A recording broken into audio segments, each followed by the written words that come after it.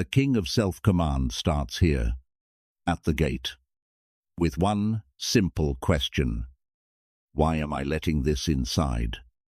Someone throws a line at you in front of other people, sharp enough to land, casual enough to make the room go quiet.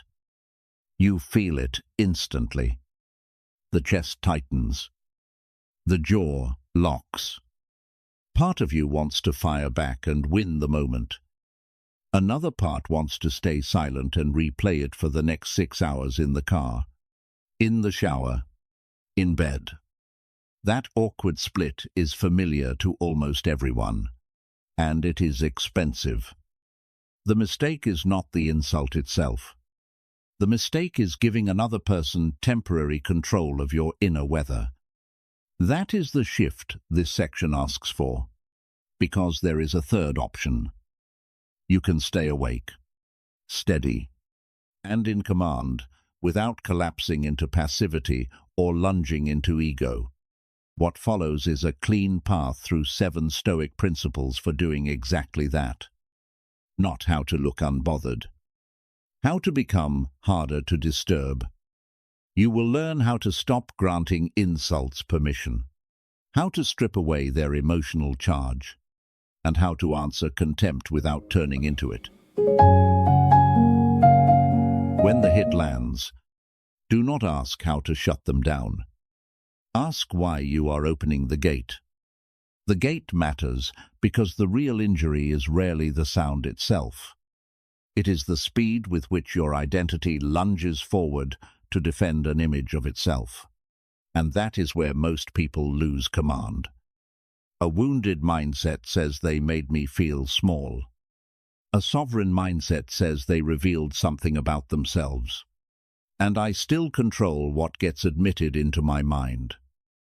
That is the Stoic turn. You stop policing the outer court and start governing the inner kingdom. You stop treating every opinion like a legal ruling on your worth. You start acting as if character is the only court that has actual authority. That can feel awkward at first because the ego wants to do something visible right away. It wants the fast line, the look, the little performance that proves you are not weak. But real command starts earlier than that. It starts with perception, then speech, then action. In that order. This is not passivity. It is sequence. You steady the inside before you move on the outside, and that changes the quality of everything you do.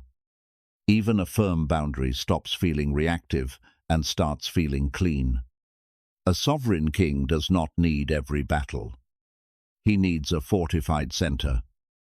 The Stoics called that center the Inner Citadel, and the first stone is learning where permission begins. Principle number 1. Non-permission is your first throne. Name the gate before you try to defend it. That is where self-command starts, because the insult is not the whole event. Your interpretation is the part that turns a sound into an injury. Picture an office hallway. Someone smirks and says, "You always act more important than you are." The body reacts fast. Heat in the face.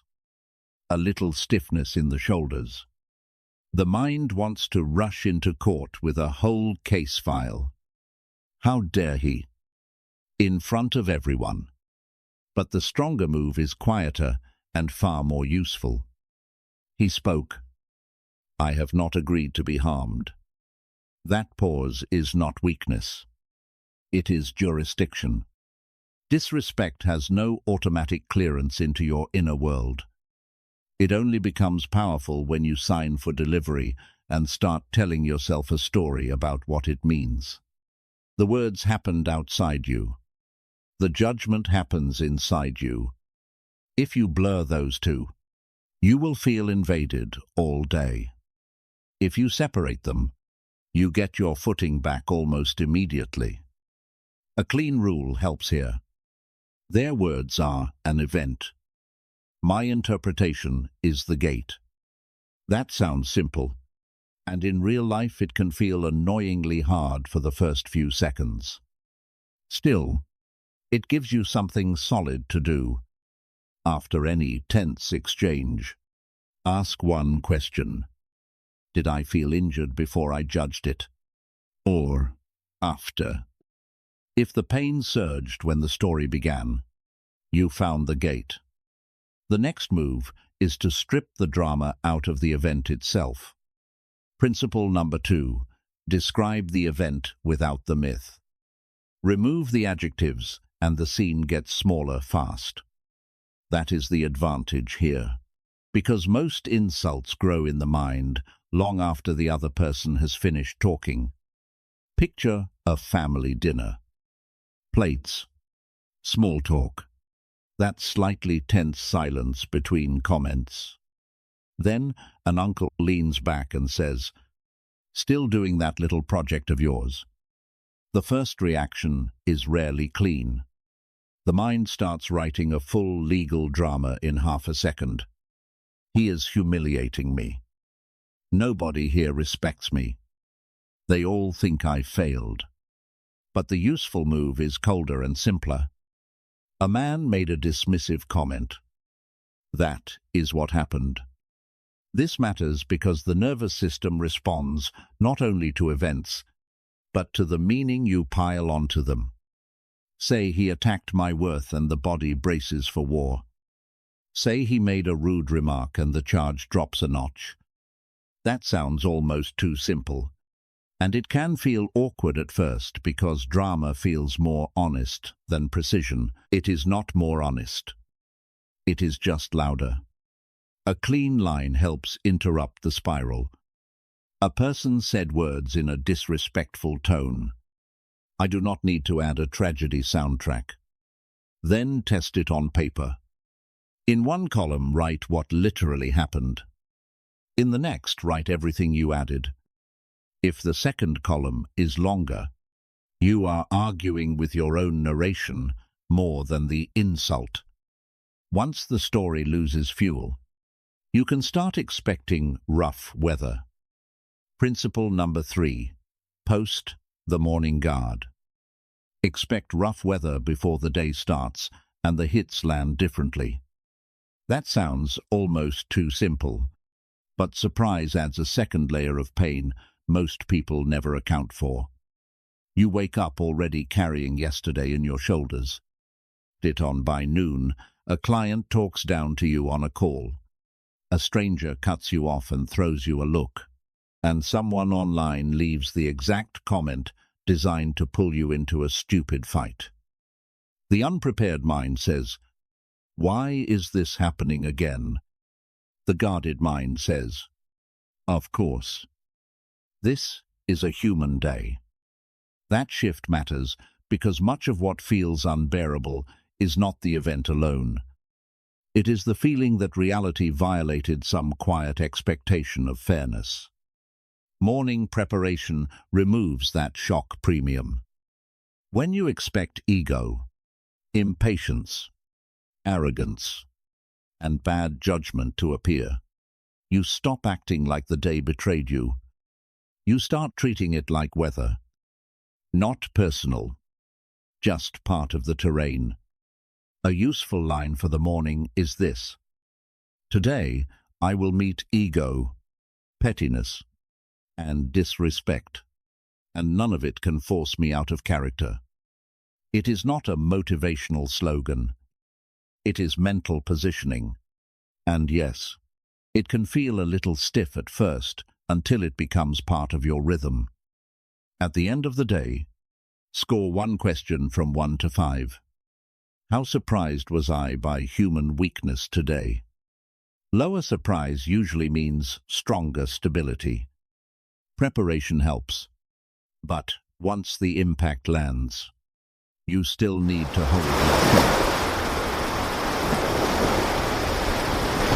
Principle number 4, become the rock, not the echo. Hold your shape when the pressure hits. That is the whole game here, because provocation usually wants one thing more than victory. It wants evidence that it can move you. Picture a meeting room. Someone leans back, half smiling, and says, "I guess some people need extra time to understand basic things." Then the little silence arrives. Eyes shift. The room waits to see whether you flinch, argue, or start explaining yourself. That is the awkward part. You can feel the body getting ready to perform. But the stronger move is stillness. Not frozen, not wounded, just anchored. This is not suppression. It is refusal. A rock does not negotiate with thrown mud, and you do not need to become an amplifier for another person's lack of control. Provocation feeds on feedback. The moment you react impulsively, you start carrying their energy for them. You become the echo, but when you stay steady, the disorder has nowhere clean to land. It stays visible on the person creating it. A useful rule is simple enough to remember under pressure. Do not become the echo of another person's lack of control. Then check the aftermath honestly. Ask yourself one question. Did my reaction increase the chaos or contain it? If the room got louder because of you, you echoed it. Stillness is strong, but the next move is lighter and sharper. Keep a light hand and a firm center. Principle number 5. Use self-commanding humor. Not defensive anger. Light hand. Firm center. That is the balance here. Because humor only works when it comes from steadiness instead of the need to save face. Picture a friend saying with a grin, "You are impossible to deal with when you get serious." The ego wants to snap back fast, maybe with something sharper, maybe with that fake laugh people use when they are already irritated.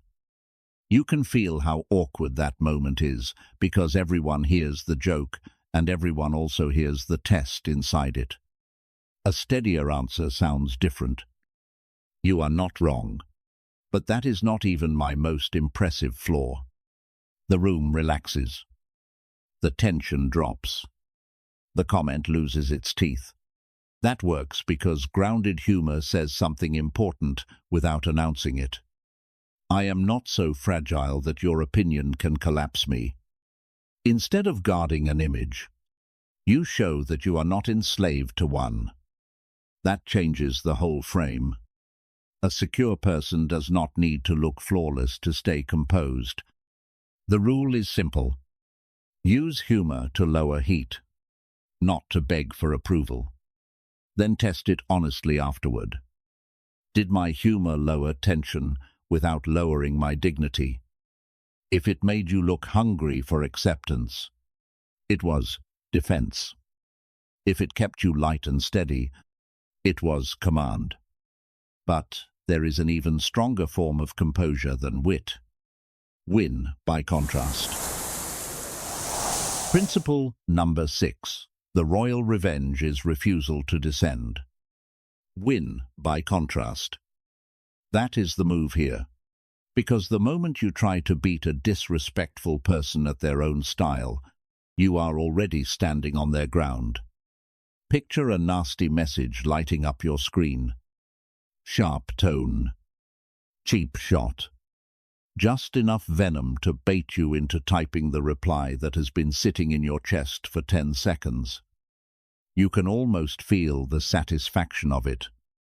3 sentences, and you could cut this person in half. And maybe you could. But that is the awkward trap. If your answer carries the same ugliness, what exactly did you prove besides your ability to copy them under pressure? That is why the Stoic version of revenge is not imitation. It is contrast. The lowest form of payback is becoming a mirror of the offense.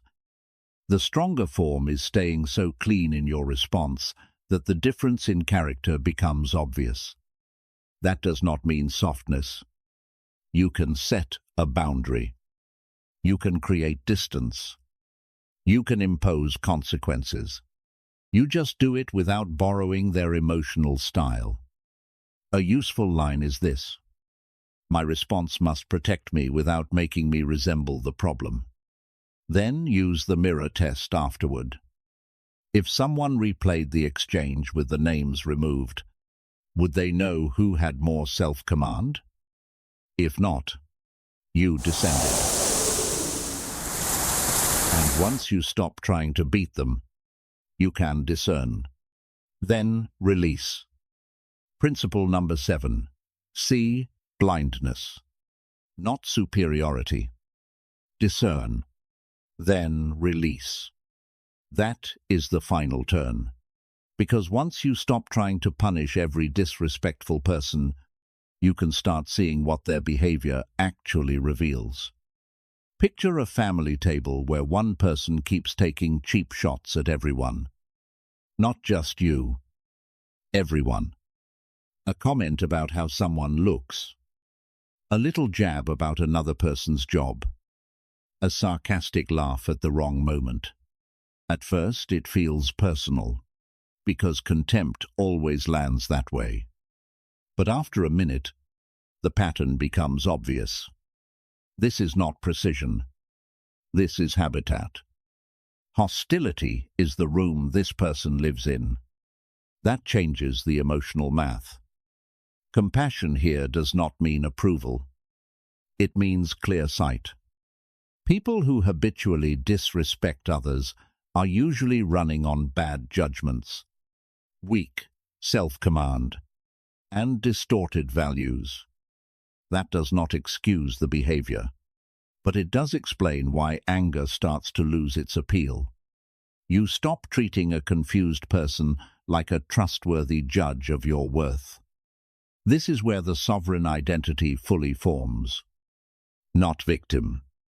Not performer. Not avenger. Ruler of interpretation.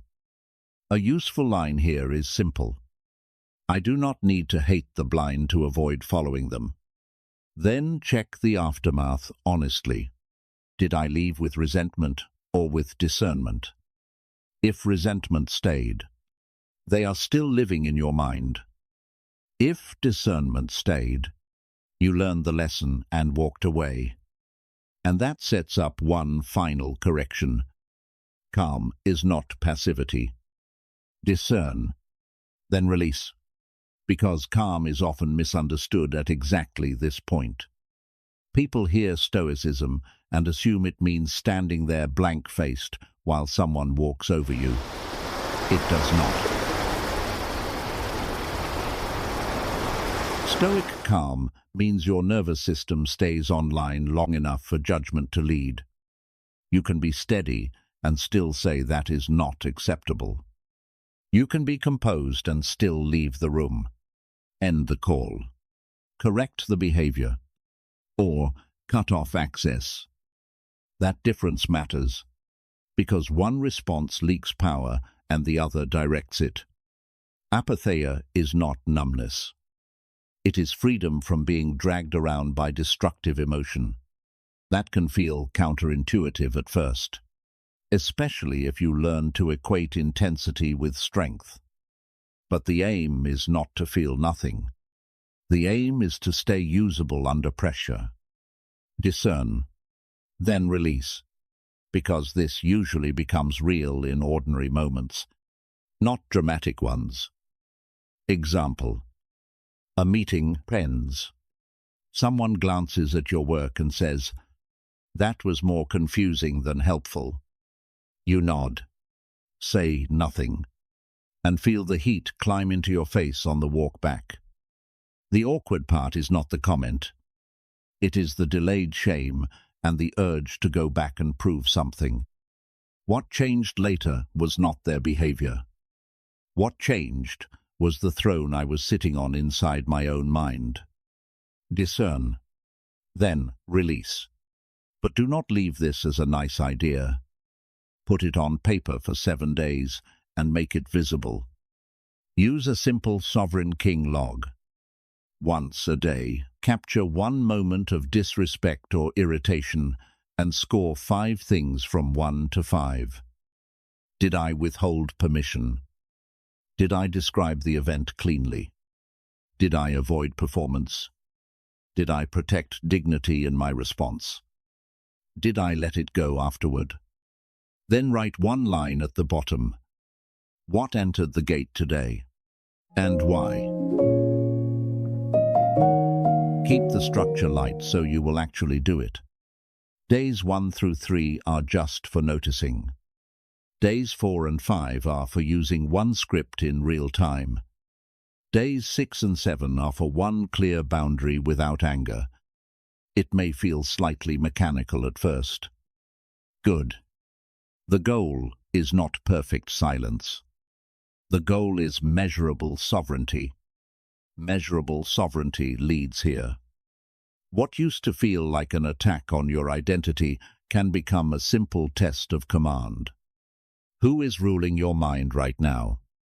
Build the inner citadel long enough, and people can still speak at you without getting inside you. If that is the shift you want, the next move is simple. Rule yourself first. Everything else follows.